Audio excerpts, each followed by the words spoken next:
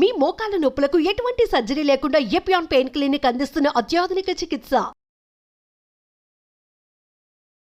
చిన్న ఇంత bowl of సరే chicken breast 100 grams chicken breast అనుకోండి, అది మెజర్. అన్ని న్యూట్రిషన్ లో మనం అన్ని స్టాండర్డైజ్ చేసేది 100 grams కి. ఓకే, 100 grams ఎవరైనా తినొచ్చు. It's a very small portion. Me palm లో వచ్చే పోర్షన్ ఇస్ 100 grams. ఎవరి చేతికైనా అంత తినేస్తే కూడా వచ్చేస్తుంది రోజు కావాల్సిన. మీరు చికెన్ బ్రెస్ట్ తింటే 28 grams. ఓహో, 100 grams చికెన్ లో 28 grams ప్రోటీన్ ఉంటుంది. బట్ అయినా కూడా ఒక సైజబుల్ అమౌంట్ చాలు కదా. మీరు 3 గుడ్లు, పెరుగు, ఒక చికెన్, ఓకే, నైట్ ఇంకో ఒక 100 grams ఫిష్ పెట్టుకున్నారు అనుకోండి, what ever, healthy white meet చూద్దాం.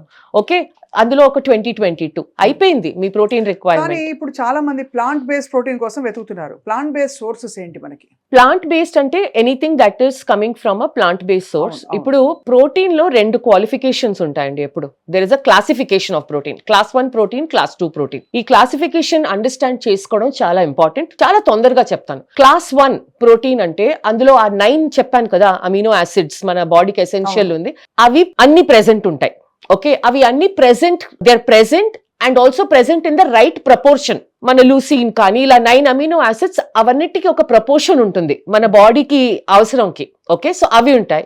మూడోది క్లాస్ 1 ప్రోటీన్ బయో అవైలబుల్, అంటే మీ బాడీ బాగా అబ్జార్బ్ చేస్తుంది. క్లాస్ 2 ప్రోటీన్ ఒక అమినో యాసిడ్ మిస్సింగ్ ఉంటుంది, కంబైన్ చేయాలి, ఎక్కువ తినాలి for better bio availability. So now ఈ క్లాసిఫికేషన్ మీరు అర్థం చేసుకుంటే, but for soya or soy based protein, okay, dairy again animal protein అండి. మనకి చాలా కన్ఫ్యూజన్. డైరీ నుంచి వచ్చే ప్రోటీన్ ఇస్ యానిమల్ ప్రోటీన్, కానీ మనం ఇండియాలో వెజిటేరియన్స్ లార్జ్లీ లాక్టో వెజిటేరియన్, అంటే మనం డైరీ తింటాం. సో నేను let me combine not vegans, let me combine Indian vegetarian, dairy తినేవాళ్ళు. ఫస్ట్ మీకు గట్టి పెరుగు, లేకపోతే ఇప్పుడు యూ గెట్ గ్రీక్ యోగర్ట్, అది మీకు చాలా హై క్వాలిటీ ప్రోటీన్.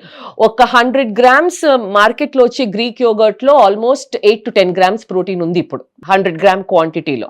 అది 2 సార్లు వేసుకుంటే కూడా మనకి వచ్చేసింది 20 grams. ఓకే, సో అది కాకపోతే గట్టి పెరుగు. Okay, second paneer is a very good source. మళ్ళీ ఇప్పుడు మన ప్రోటీన్ అవేర్నెస్ ఇన్ అ వే ఇది చాలా మంచిది. ప్రోటీన్ అవేర్నెస్ ఎంత పెరిగిపోయిందంటే నౌ కంపెనీస్ లో ఫ్యాట్ పనీర్ చేస్తున్నారు. ఎందుకంటే ట్రెడిషనల్ పనీర్ లో ఫ్యాట్ చాలా ఎక్కువ. మీకు to get 15 to 18 grams of protein మీరు 25 grams వరకు ఫ్యాట్ తింటున్నారు, ప్లస్ హెవీ. ఇప్పుడు లో ఫ్యాట్ పనీర్ ఆప్షన్స్ బాగా ఉన్నాయి. ఓకే, సో అందులో it's almost as good as chicken అండి లో ఫ్యాట్ పనీర్. ఇప్పుడు 100 grams తింటే మీకు 25 grams protein, just 100 grams with about 9 grams fat, which is acceptable. So Greek yogurt, paneer. Now third source vegetarians కి వచ్చింది ఇప్పుడు soy based protein. Right, okay, so మీరు soya chunks, tofu, soya paneer అంటాం దాన్ని. ఇప్పుడు 3వ ప్రోడక్ట్ ఇండియాలో లాంచ్ అయింది, ఒక 1-2 years అవుతుంది, టెంపే అని, ఫర్మెంటెడ్ సాయ్. ఓకే, ఇవే మీ క్లాస్ 1 ప్రోటీన్స్. దీని తర్వాత మీకు ప్రోటీన్ కావాలంటే మన దాల్, పప్పు, చోలే, చన్నా, రాజ్మా, హార్స్ గ్రామ్ ఇవన్నీ వస్తాయి.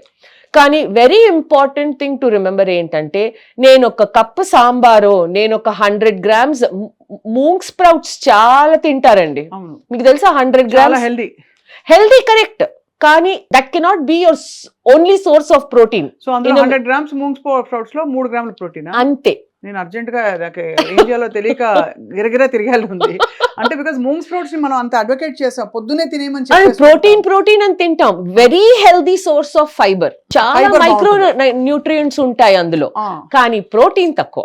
సో మూంగ్ స్ప్రౌట్స్ ఒక్కటి తింటే సరిపోదు, అది సరిపోదు. సో మీరు మూంగ్ స్ప్రౌట్స్ తో పాటు ఒక 100 grams అట్లీస్ట్ 50 grams ఆ లో ఫ్యాట్ పనీర్ మిక్స్ చేయండి సాలెడ్ చేసేటప్పుడు. ఒక 100 grams లేకపోతే టోఫు, లేకపోతే సోయా చంక్స్ ఒక 30 grams.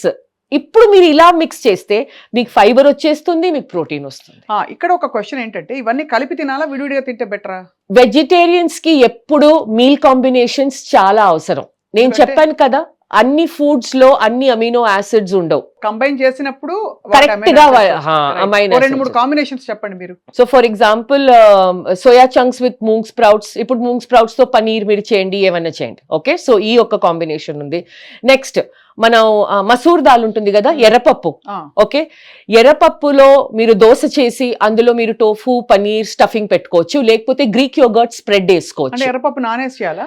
ఎర్రపప్పు ఓవర్ నైట్ లేకపోతే మినిమం 3 hours నానపెట్టేయండి. మన పెసరెట్టు లాగా దోశ అవుతుంది అది. Okay why Okay. మరి పెసరట్టు తినొచ్చు కదా అది ఎర్రపప్పు కూడా ఎందుకు నేను special? మూంగ్ ఆల్రెడీ ఒక ఆప్షన్ ఇచ్చాను, సో ఇంకో ఎర్రపప్పు, దాల్ okay, ఆప్షన్ ఇంకొక, ఇస్తున్నాను. ఎర్రపప్పు మంచిది.